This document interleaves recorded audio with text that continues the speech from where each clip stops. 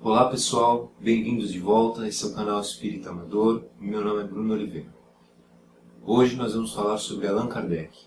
Sempre que a gente pensa no Espiritismo, é esse o primeiro nome que vem à nossa cabeça, não é verdade? Allan Kardec. Quem será essa pessoa? Será alguma divindade que os espíritas cultuam? Algum novo profeta? Será algum espírito dos céus que veio nos trazer alguma informação diferente? Não é nada disso, tá, pessoal? Mas eu vou contar uma historinha para vocês primeiro. Voltamos aí à França, século XIX, principalmente na cidade de Lyon, onde nós vamos encontrar então um professor, um pedagogo, um estudioso, chamado Hippolyte Léon Denisard Rivail. Um professor, como eu falei, pedagogo, discípulo da escola de Pestalozzi. Pestalozzi ainda é hoje uma referência quando a gente fala em educação, uma pessoa realmente com alma de cientista, né? Então, nosso professor Rivail foi levado por um amigo para participar de uma sessão de um fenômeno que estava acontecendo nessa época na França, que era observado principalmente nas partes mais ricas da sociedade francesa, como um entretenimento, como uma diversão. As pessoas se reuniam para fazer isso como uma brincadeira, que eram os fenômenos chamados de mesas girantes. Se constituía, como o nome já diz, de uma mesa, normalmente era uma mesinha de 3 pés, em que as pessoas se sentavam ao redor, espalmavam suas mãos aí sobre a mesa, e depois de algum tempo a mesa dava alguns sinais e as pessoas passavam a fazer então perguntas para essa mesa. Perguntas sem importância, perguntas fúteis, perguntas bobinhas, como diversão, como eu falei, como um acontecimento divertido. E a mesa, por meio de pancadas, começou a se mexer a mesa e batia aí determinado pé para alguma resposta, ou número de pancadas, uma para sim, duas para não, ou a quantidade de pancadas referente à letra do alfabeto. Então as pessoas recebiam respostas para as perguntas que elas faziam. O professor Rivail, então, percebendo esse fenômeno curioso, ficou aí, como eu falei, ele tinha a alma de cientista, ficou intrigado, resolveu desmascarar, resolveu entender aquele fenômeno. O que podia acontecer ali, Podiam ser as próprias pessoas empurrando a mesa, podia ser um fenômeno mecânico nos pezinhos mexendo a mesa, podia ser um fenômeno magnético, das energias das pessoas mexendo a mesa, podia ser fios pendurados em algum lugar movendo a mesa, podiam ser várias coisas, E ele começou então a pesquisar, não só numa sessão, mas em várias, o que acontecia ali. E ele identificou então, após muita pesquisa, que a movimentação da mesa era causada por consciências que já não estavam mais no nosso plano físico. Consciências desencarnadas, O espírito que ia mexendo na mesa com a energia das pessoas que estavam ali em volta. Então, os espíritos é que respondiam às perguntas que as pessoas faziam, movimentando assim a mesa.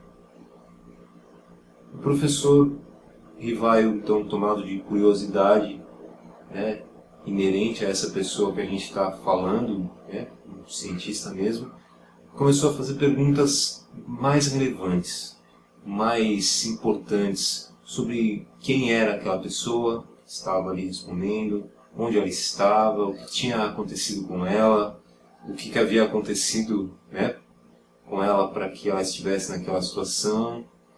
E a mesa, ou a consciência que estava por trás da mesa, começou a responder de forma incrivelmente concreta, significativa, dando as respostas que o professor pedia, levando isso a um novo patamar de estudo, Então, realmente era alguém que estava ali, desencarnado, esse interesse do professor Rivaio trouxe até espíritos que não estavam mais interessados com a brincadeira das pessoas, mas espíritos mais sérios querendo trazer um conhecimento, né, para essa pessoa que ficou realmente interessada em buscar.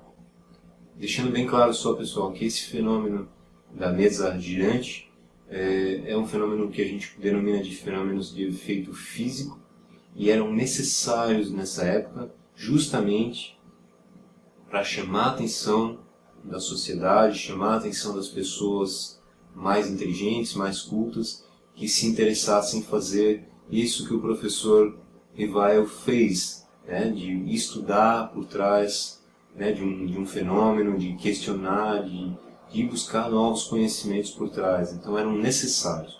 Hoje em dia esses fenômenos são muito menos frequentes, a gente não tem como dizer que não acontecem, né, não como mesa, mas acontecem eventualmente em outras circunstâncias, mas são muito menos frequentes do que naquela época, tá bom? Existem hoje formas muito mais claras, muito mais diretas de se comunicar com os espíritos e dos espíritos se comunicarem conosco, tá bem?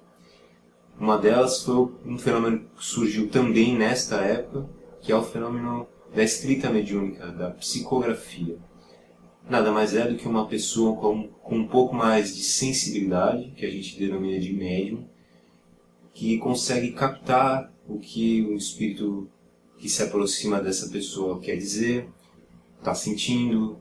Então ela consegue, né, ter toda essa sensibilidade de pensamento, né, de junção do pensamento, para conseguir colocar num papel tudo que esse espírito, né, tem como intenção de passar. Então o professor Rivaio se valeu bastante desse fenômeno também da psicografia após o seu interesse, né, nas sessões da mesa girante, pois ele começou então a pesquisar mais profundamente em várias sessões, com médiums diferentes, em locais diferentes, cidades diferentes, participando aí, né, de várias sessões diferentes, fazendo sempre as mesmas perguntas e fazendo um levantamento com as respostas, né? Conforme as respostas vinham, ele fazia novos questionamentos, sempre com essa ideia científica por trás, com esse embasamento científico, metodologia científica por trás. Então, levantando perguntas, procurando manter sempre o mesmo padrão de perguntas para os espíritos, e ao final aí de um bom bloco, comparando as suas respostas. E ao comparar as respostas, o que ele fazia? Se as respostas de todas as sessões em que ele fez a mesma pergunta eram iguais, provavelmente ele tinha alguma verdade por trás disso tudo. Porque se espíritos diferentes, para médiuns diferentes, locais diferentes, sem conexões, davam a mesma resposta, com o mesmo sentido para a mesma pergunta, provavelmente se tinha ali alguma coisa verdadeira. Quando as respostas não faziam sentido ou não eram iguais, eram descartadas. Então, ao final desse quebra-cabeça todo, juntando todas as perguntas que ele fez, que tiveram aí as mesmas respostas e que vieram com o mesmo significado, o Dr. Rivaio já tinha aí um livro para ser lançado. Porém, ele não queria misturar todo esse trabalho referente à espiritualidade com as obras que ele já havia lançado, né, para a educação. Então o que aconteceu? Ele resolveu adotar um pseudônimo, que nada mais é do que um nome artístico, um nome fantasia, né, um segundo nome, para lançar esse livro referente ao espiritismo. E até que ficou pensando aí que nome adotar, né? Até que numa conversa com um dos espíritos, o espírito passou para ele que eles já se conheciam de um outro tempo, de uma encarnação passada do professor Rivaio, em que ele havia sido um druida, que é uma parte do povo celta, morando nas Gálias. Então, eles já se conheciam. E o seu nome nessa encarnação anterior havia sido Allan Kardec. Pronto. Temos aí a origem do nome Allan Kardec. Quem foi então Allan Kardec? Allan Kardec nada mais é do que o pseudônimo adotado por Hippolyte Léon Denisard de Rivail para lançar seus conhecimentos, seu estudo perante os espíritos, diferenciando assim dos seus trabalhos como educador. E é só isso, não tem nada de divino, nada de místico, nada de fantástico nessa história. É apenas uma pessoa muito científica, muito culta, que foi em busca da explicação de um fenômeno e que encontrou por trás desse fenômeno um conhecimento inimaginável. E é assim que o Espiritismo começa, nas obras de Allan Kardec. A gente deve muito a essa pessoa, os espíritas, pois foi ele que colocou todo um conhecimento que já estava na hora de ser revelado a quem estava aqui encarnado e que estava apenas no mundo espiritual. Trouxe do mundo espiritual, colocou isso no papel, em código, para que a gente tivesse acesso.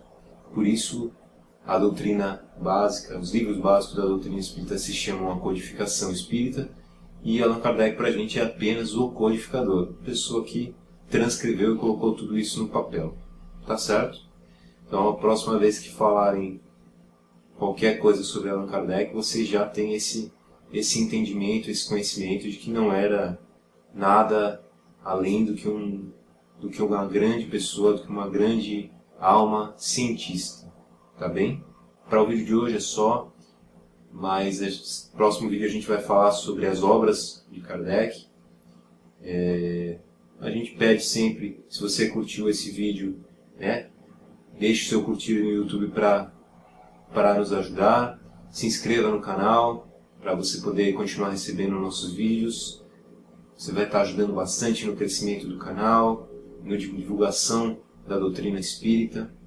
E se você tem alguém que você acha que gostaria de assistir esse vídeo, compartilhe o vídeo. Quem sabe ajuda a tirar um pouco do que as pessoas pensam a respeito do Espiritismo, muitas vezes com engano. Tá bom? Então, a gente conta com vocês todos como compartilhadores, como divulgadores da doutrina, e agradece muito por terem visto o vídeo. Muita luz, até o próximo vídeo.